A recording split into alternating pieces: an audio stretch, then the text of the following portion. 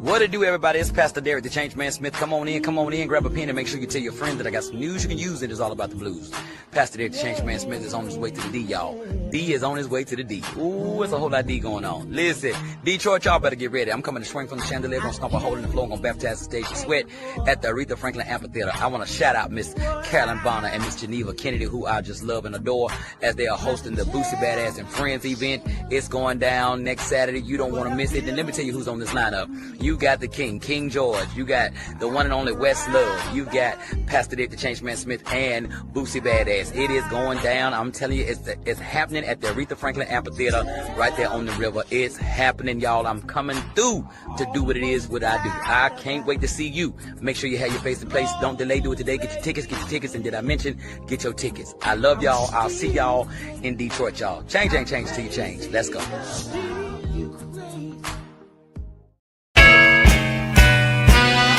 Can I say what it do, everybody? It's Pastor Derek, the Changeman Smith. Come on in, grab a pen, and make sure you tell your friend I got some news you can use, and it's all about the blues. And speaking of the blues, the 26th Just Blues Awards is going down in Biloxi, Mississippi, and you don't want to miss it.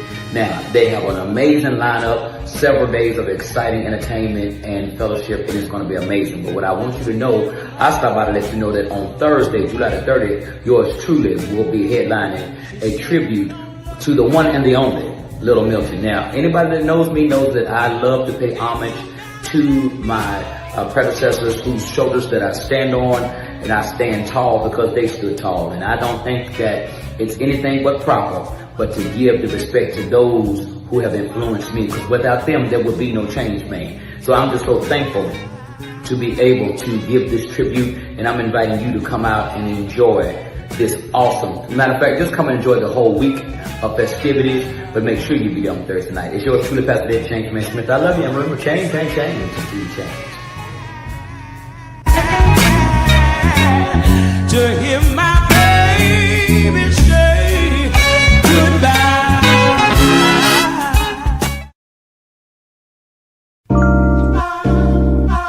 Looking for something sporty, stylish, and affordable? Come check out this 2009 Scion TC Coupe, available now at Midtown Auto Connection. This Scion gives you the sporty coupe look, a comfortable interior, and the versatility that you need for work, school, or everyday driving.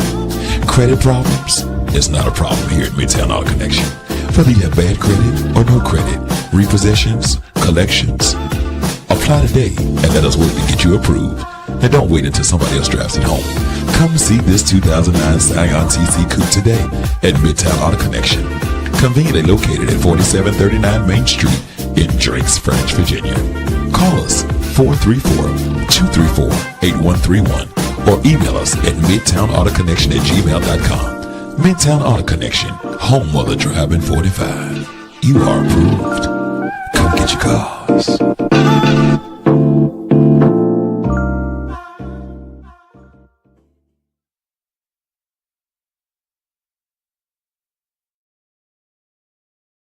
On the BoardRoom Report. The moment that fear walks into your boardroom, it fires your best people, cancels your strongest projects, and convinces you that survival requires destroying everything that you've built. Fear doesn't just make bad decisions. It makes decisions that feel urgent, rational, and absolutely necessary. That is, until the damage is done. Welcome to the BoardRoom Report.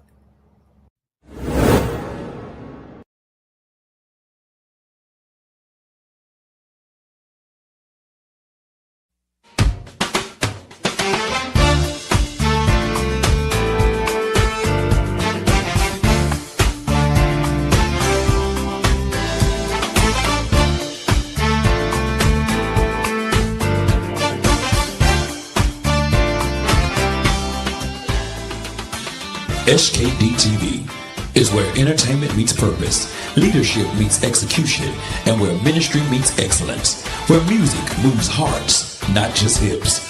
We want to welcome you to SKD TV, the home of premium inspirational entertainment, something kind of different.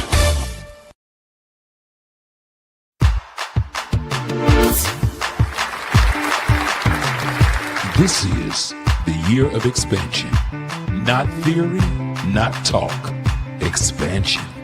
Brought to you by the Change Agent Network, powered by SKD Entertainment, and distributed by SKD TV. If you're ready to move, if you're ready to build, if you're ready to expand, then you have come to the right room. Welcome to the BoardRoom Report. Strategic direction for clear execution. Ladies and gentlemen, I present to you now, Pastor Derek, the Change Man Schmeal.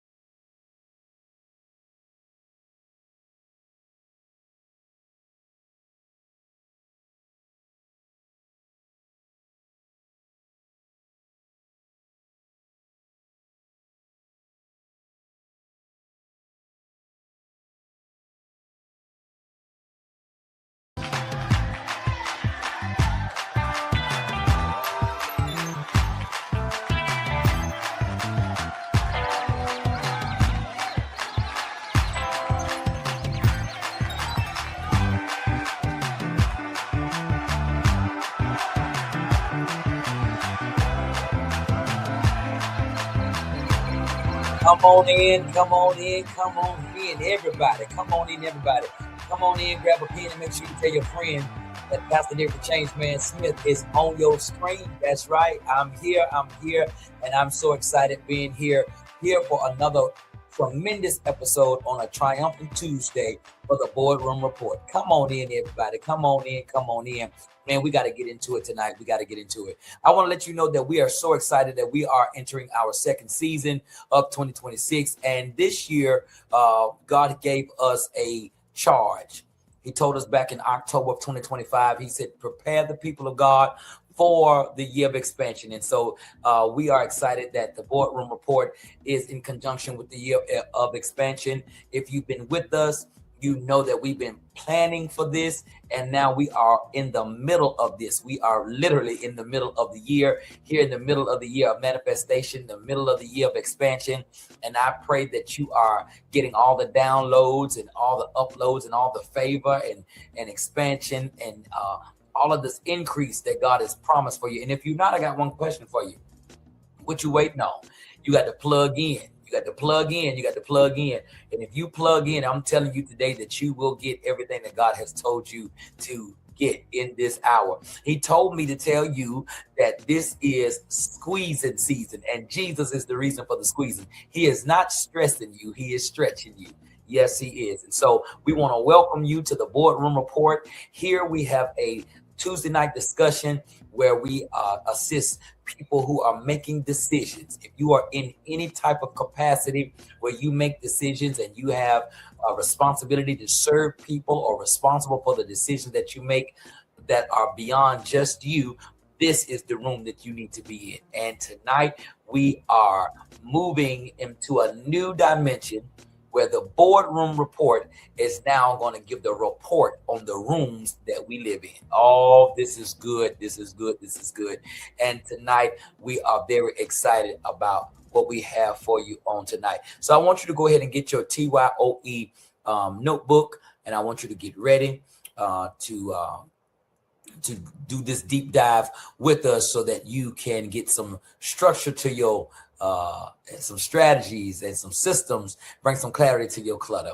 Again, I want to welcome everybody to the BoardRoom Report. Welcome to SKD TV. I am the one and the only Pastor Derek the Change Man Smith, and here's where we discuss strategic direction and clear execution for business owners, pastors, entrepreneurs, executives, managers, every person for leading and that's responsible for leading people. And I want you to lead those people well, for mothers, aunties, coaches, whatever position, supervisors, or whatever position that you hold. I want to help you lead and lead people well. Tonight, we're talking about the panic room. Yes, tonight we're talking about the panic room. When fear starts making decisions, Oh man, it's gonna be good. It's gonna be good. So come on in. We're gonna go ahead and get started. Now, before I get really deep into this, let me start off by setting up the premise this way. I want to be clear about what I mean when I say the panic room.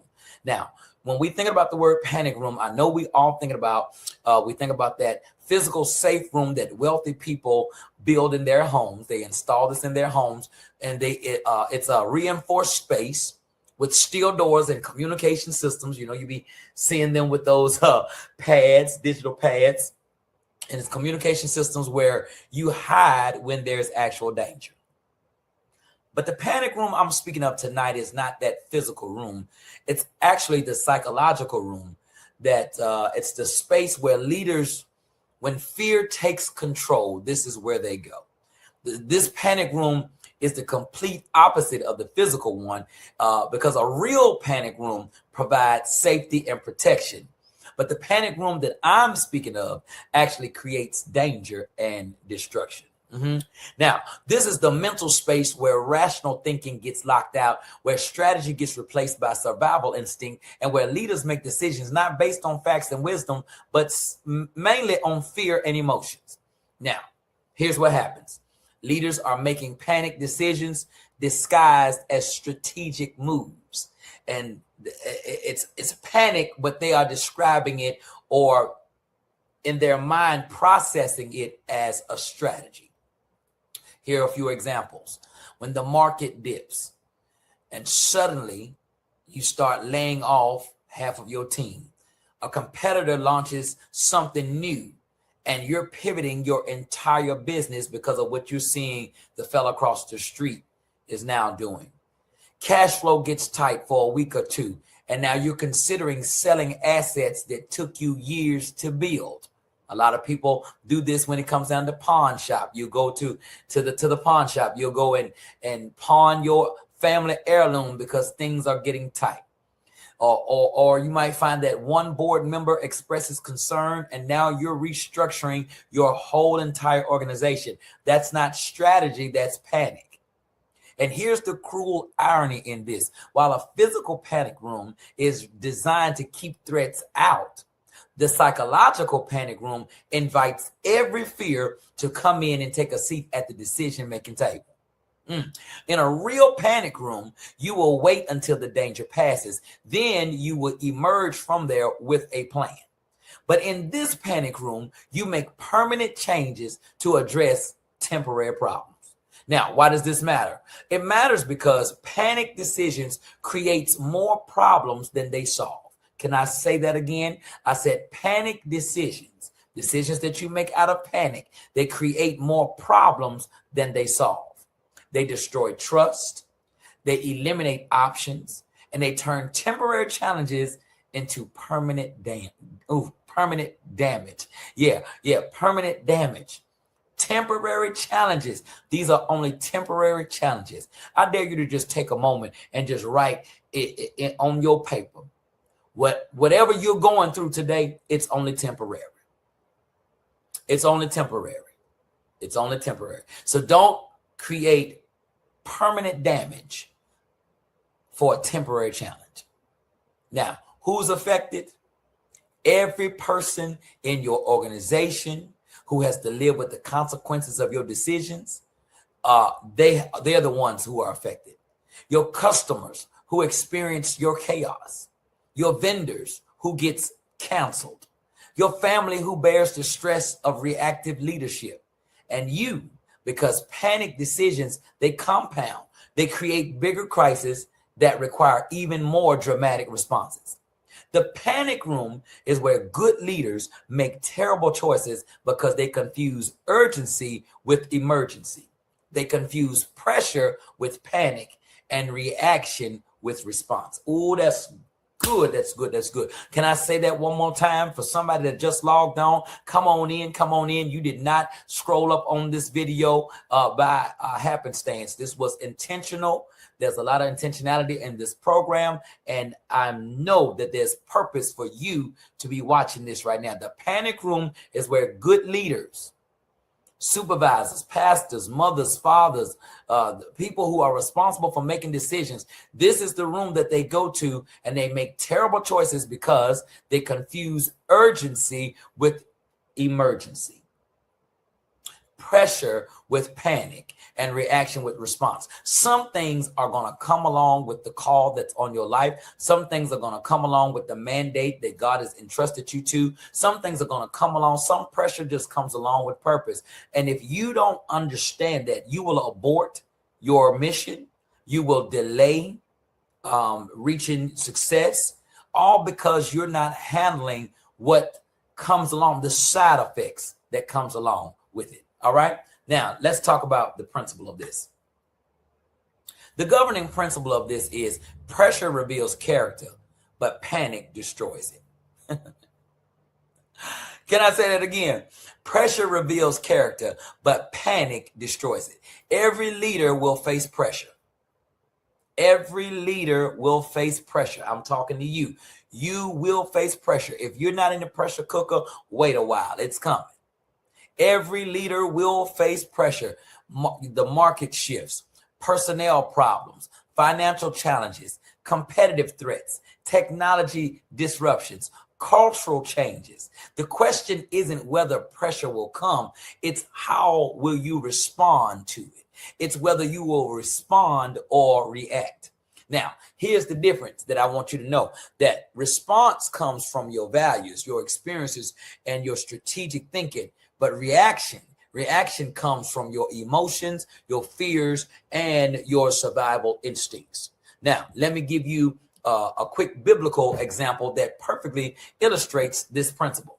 When David went to go fight Goliath, he was under enormous pressure.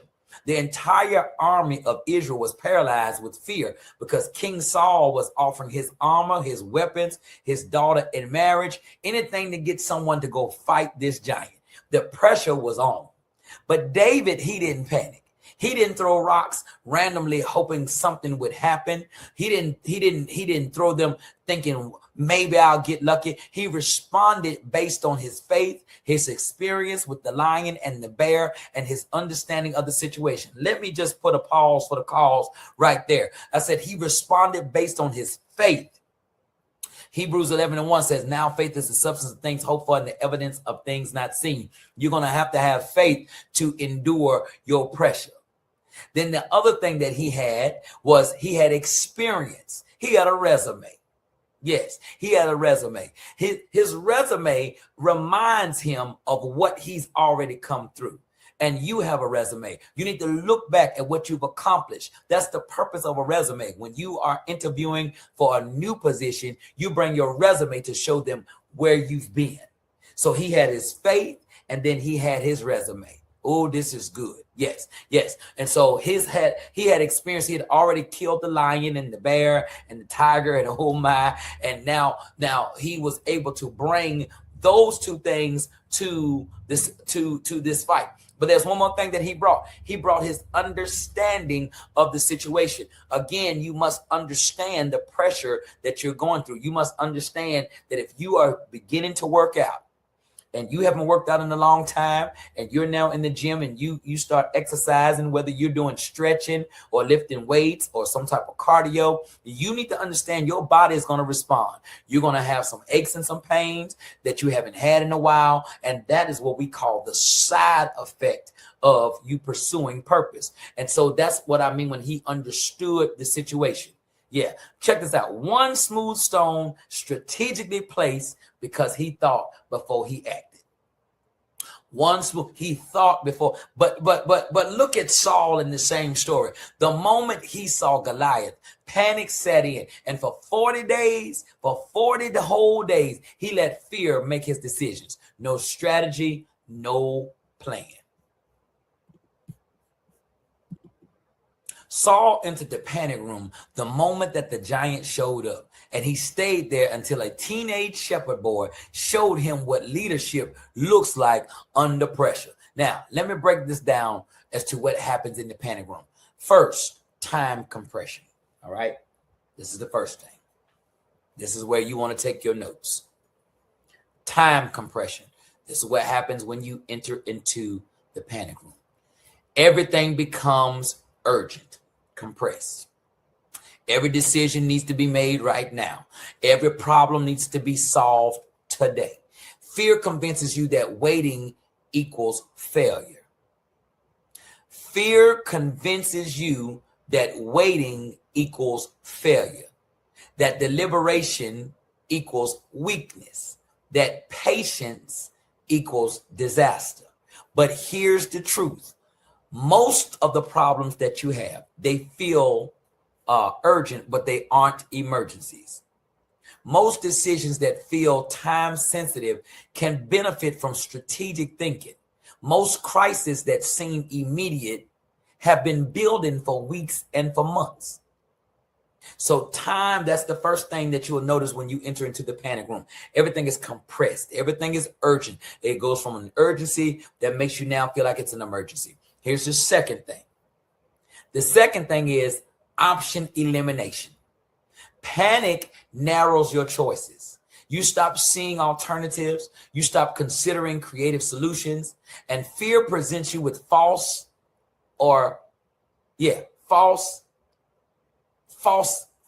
evidence. That's what I want to say. Yeah, false evidence appearing real. Either we cut costs or we go bankrupt. Either we pivot or we fall. Either we move fast or we lose everything. The panic room makes you forget that there are usually multiple paths forward. That problems often have more than two solutions. That the choice between A and B might actually be C, D, or a combination, as they used to put on those bubble tests, E, all of the above. And so that's what you're going to find. First is time compression. Then second is option elimination. The third thing that you're going to find when you enter into the panic room is isolation. Yes, isolation. So you have compression, elimination, and isolation. Yes, the panic room is a lonely place. You stop consulting your advisors because you don't want to appear uncertain. You stop involving your team because you think speed requires unilateral action. You stop seeking counsel because you believe the situation is too urgent for input. Isolation amplifies fear. That's why I believe in my heart that God goes and leaves the 99 to go rescue the one. The Bible talks about it's not good that man should be alone. Without having support, no matter what you're going through, no matter what situation, complication, agitation, I want to encourage you today to make sure that you connect with your covenant partners. Not your common partners, but your covenant people. These are people who love you for you, no matter what you're going through, no matter what you're dealing with, they're there for you. If you've got money, they're there with you. If you don't have no money, they're there with you. If you go to jail, they're there with you. You get out of jail, they're there with you. Those are called covenant partners, people that even when you mess up and do some of the dumbest things, because a lot of times smart people really make some dumb decisions, but you need a circle of people or someone that can be there for you, because in this third step, isolation increases. The panic room is a very lonely place. Isolation amplifies the fear. Without perspective from others, your worst case scenario becomes your most likely scenario. And this is what happens. We replay this in our mind. We replay this over and over and over, the worst case scenario. Do you not realize that what you feed will grow and what you starve will die? Can I say it again? What you feed will grow and what you starve will die. And so therefore, it's good to have somebody around you that can help feed into you the positive possibilities. Because if not, you will drown in your own self-sabotage, replaying the scenario that is the worst case scenario, and it's going to become in your mind your most likely scenario. Without input from your team, your incomplete information becomes your complete picture. All right. So now you've got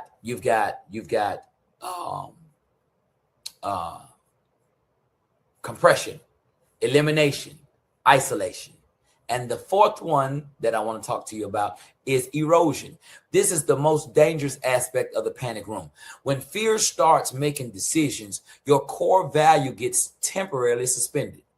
You pride yourself on transparency, but all of a sudden you're withholding information from your team until things settle down. You value loyalty, but you're considering replacing long-term employees, long-term friends to appease short-term concerns. You believe in quality, but you're cutting corners to reduce cost. You're committed to growth, but you're making decisions based on preservation and scarcity. But here's what's insidious about this. Fear always presents these compromises as temporary,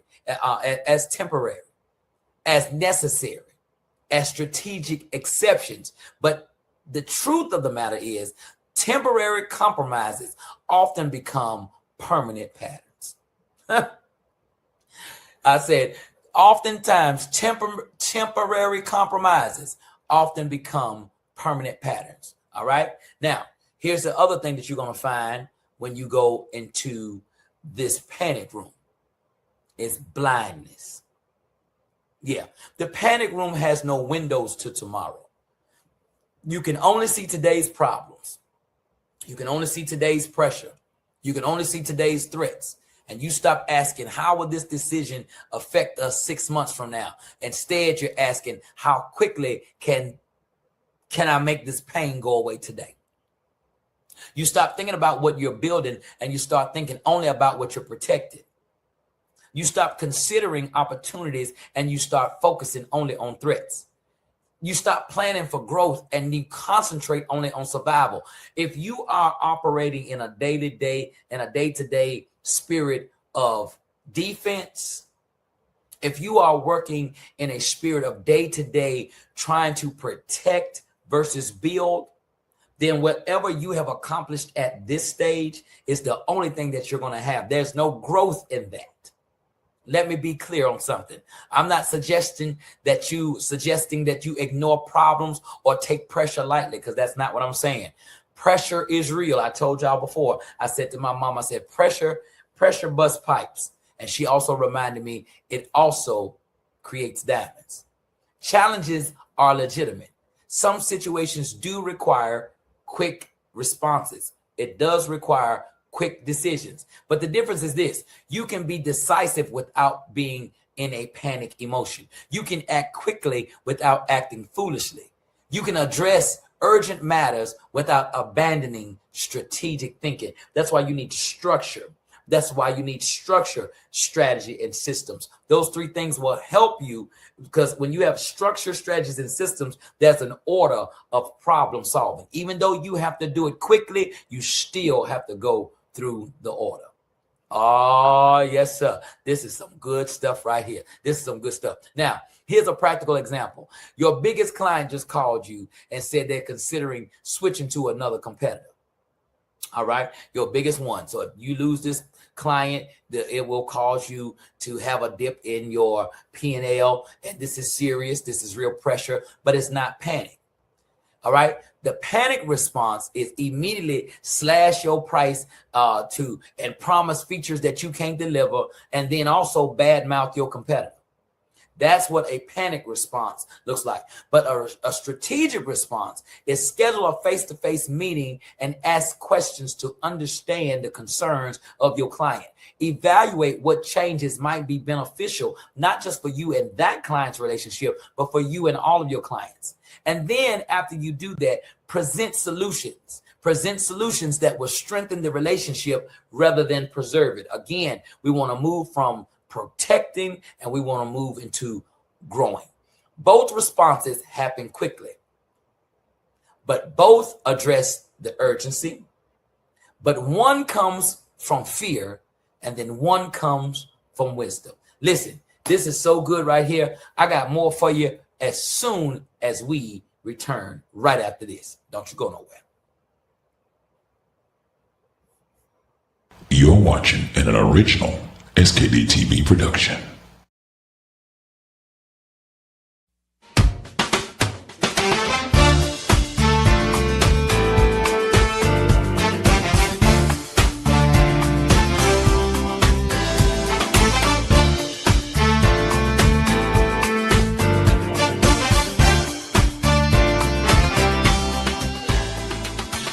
SKD TV is where entertainment meets purpose, leadership meets execution, and where ministry meets excellence, where music moves hearts, not just hips. We want to welcome you to SKD TV, the home of premium inspirational entertainment, something kind of different.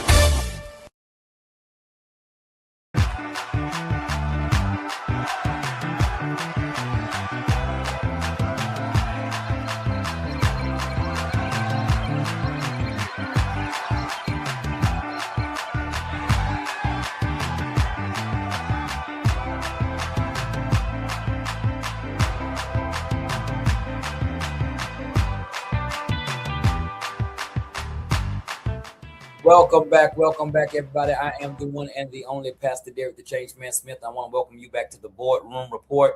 Here is where we are giving you the clarity to your clutter. And tonight we are talking about the panic room, not the panic room that you're thinking of in the traditional sense of that room that's prepared by wealthy people that they install in somewhere in their house, and walls come down and doors shut down and they go in and got a whole nother refrigerator and living room, and they're prepared for the apocalypse. And then, you know, when the mummies come, now, not talking about that room. We're talking about the room that you go to as a leader when you have to make decisions, when things begin to shift, when things begin to start moving in a way that you are not comfortable, and you move into the panic room. Now, I want to help you tonight with this next path. It's called the path forward. All right. So how do you stay out of the panic room? Well, I'm glad that you asked the question. Here are a few essential strategies. First of all, you need to install early warning systems. First, install early warning systems. Most panic decisions happen because problems were ignored until they became crises. If I don't say anything else, I've said a whole bunch right there that will help half of you all that's listening get some peace in your life. If you stop ignoring the signs, stop ignoring the warning signs, deal with the problems while they are small, while they are manageable, build monthly client check-ins, weekly financial reviews, regular team feedback. Every early warning gives you time to think strategically. Check your bank account every day. Look at I know you may not have the amount of money that you need to pay those bills, but face them. And I'm telling you, I know that feeling. I've been there before. But knowing the anxiety of not knowing is greater than knowing. I promise you. All right. So install early warning systems. Secondly, I want you to establish decision-making protocols, as I spoke of earlier. Before the pressure hits, decide on how you'll make decisions when pressure does arise. So what information do you need? Who should you be talking with? Who should you be consulting? How much time will you allow? Having protocols prevents fear from hijacking your process. So if you are dealing with a plumbing situation, you don't need to be dealing with your dentist. So make sure that you have already preset preparation contacts. All right. Establish decision-making protocols. What information do you need and who do you need? All right. Third thing is build a pressure response team. Identify 3 to 5 people who can help you think clearly under pressure. Now, this is another major one, because if you are speaking to people who fall all to pieces when it's an intense situation, they're only going to exalt your anxiety. They're going to only make the pressure cooker feel even more intense for you, and that you don't need. So find you somebody or somebodies that you can speak with, right? That will help you think clearly under pressure. Now, I'm not talking about people that just say yes to everything that you think of and yes to everything that you do, but trusted people, advisors who are going to ask you good questions and help you see options that you might miss. Now, here's the thing with that. When I spoke of that earlier about covenant connections, do not handle your covenant connections as common. Value those relationships. Mind how you respond. Because the adage says that the teacher, when the student is ready, the teacher will appear. The best compensation that you can give to your to your teacher, to your partner, to your accountability partner, to your mentor, is to listen and activate. My pop says it this way. He says, listen, obey, and be blessed. Listen, obey, and be blessed. All right. The fifth thing I want to tell you, no, I'm sorry. The fourth thing I want to tell you is practice value-based decision making. Your core values aren't suggestions for good times. They are guidelines through tough times. Can I say it again? Your core values, your ecosystem, those are not suggestions for a good time. Those are guidelines for tough times. I want to say that again.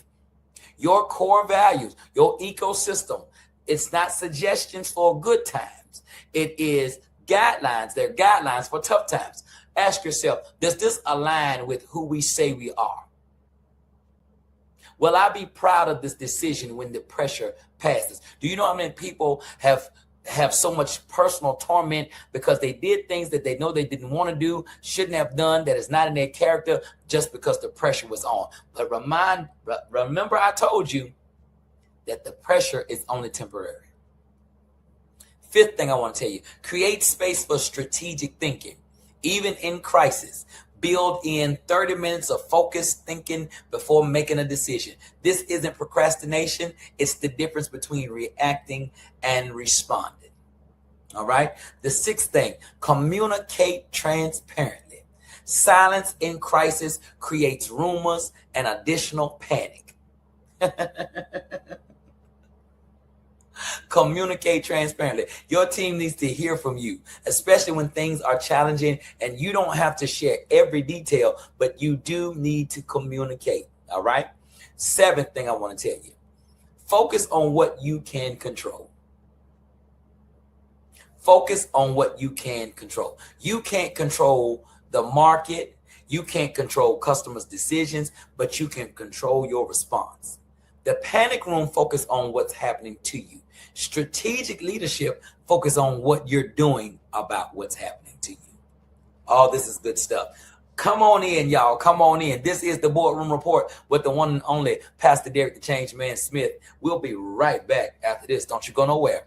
We're about to wrap this up.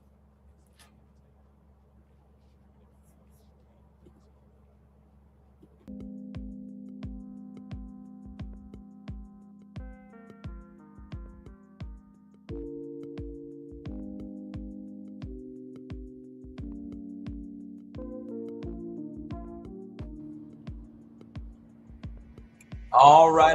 Welcome back to the Boardroom Report. Come on in. I hope that you are getting something out of this, because I'm telling you, I know I definitely have. We are talking about the panic room, and now I want to help you with real world application. I want to help you because I always say that information doesn't bring forth transformation, but application of information brings forth transformation. So now let me give you a very powerful example of this in action. Let's say you are a CEO and you've lost your largest client, which is about 40% of your revenue, and they give you a 30-day notice. Now, your first instinct was the panic room, immediately start thinking layoffs and desperate price cuts, and you're thinking about taking away any work at any cost. You're looking at just removing that scarcity mindset. Instead, if you follow protocols, you will call your pressure response team, you'll gather complete information, and make sure you stay connected to your company values. All right. You can have a strategic response, which means that you voluntary sabbaticals instead of layoffs, increase marketing investments while you figure out how to have your cash reserves and focus on your strongest competitive advantage. And that's something that we really need to lean in when we're thinking about business. Your competitive edge, your competitive advantage, that's the thing that you really got to lean into when you are in business, no matter how insignificant you think that is. People, I recently was doing some business in real estate, and I was even considering making some moves in this particular endeavor, not so much because of the product, but because of the person that was involved. That was their competitive advantage. That was their competitive edge.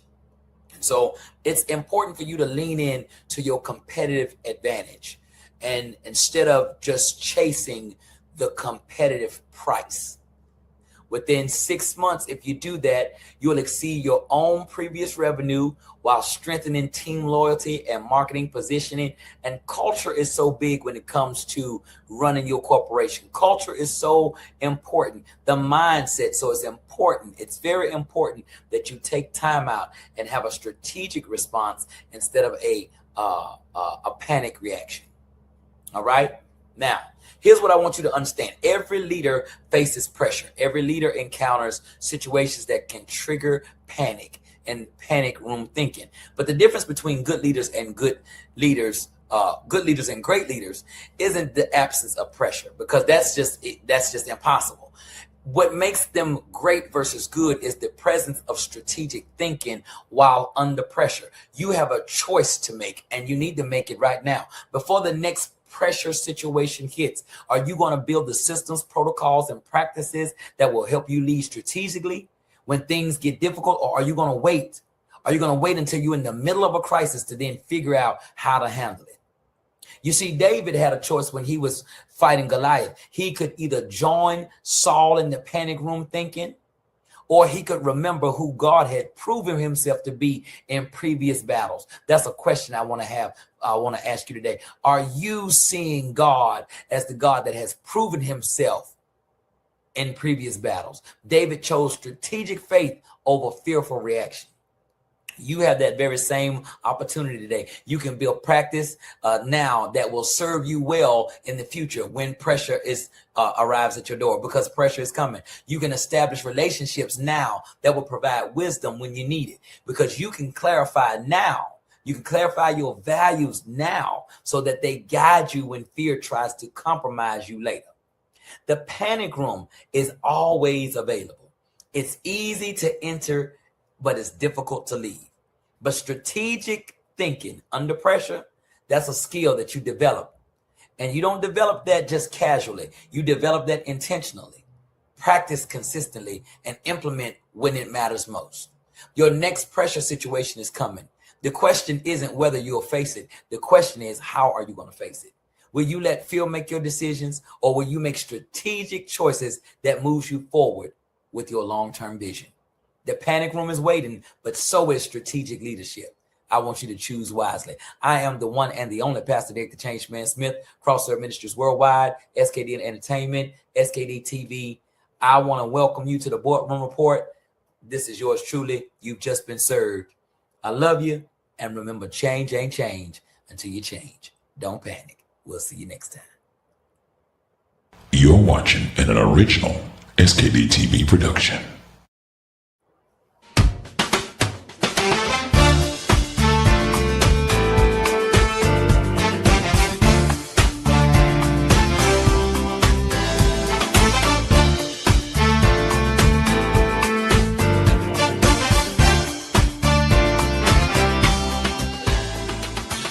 SKD TV is where entertainment meets purpose, leadership meets execution, and where ministry meets excellence, where music moves hearts, not just hips. We want to welcome you to SKD TV, the home of premium inspirational entertainment, something kind of different. Thank you for watching SKD TV.